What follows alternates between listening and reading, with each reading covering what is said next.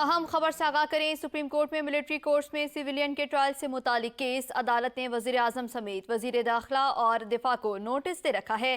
Barrister فروغ نسیم عدالتوں میں وزیر اعظم شہباز شریف کی نمائندگی کریں گے۔ وزیر دفاع خواجہ آصف کی نمائندگی عرفان قادر، جبکہ وزیر داخلہ رانا ثناء اللہ کی نمائندگی شاہ خاور کریں گے۔ اس حوالے سے مزید تفصیلات جانتے ہیں ہمارے نمائندہ ابراہیم عباسی سے۔ جی ابراہیم، مزید بتائیے گا۔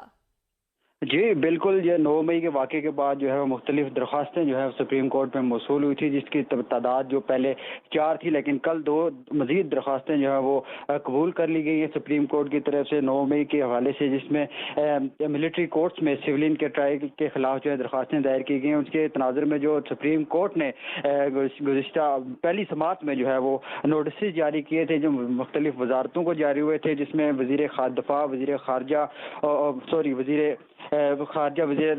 داخلہ رانا ثناء اللہ اور وزیر دفاع اور وزیر اعظم شہباز شریف کو بھی جو ہے وہ نوٹسز جاری ہوئے تھے۔ ان کو ذاتی حیثیت سے بلایا گیا تھا، جس کے بعد جو ابھی ہمارے ذرائع کا دعویٰ ہے کہ وہ ان کے جو وکلاء ہیں ان کے نام سامنے آ گئے ہیں، جس میں وزیر جو دفاع ہیں خواجہ آصف، ان کی جو نمائندگی ہے وہ عرفان قادر کریں گے۔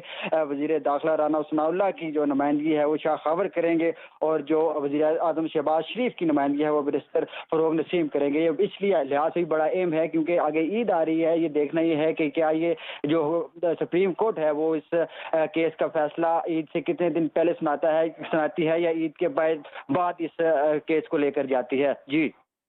جی بہت شکریہ محمد ابراہیم عباسی، آپ ہمیں تفصیلات سے آگاہ کر رہے تھے۔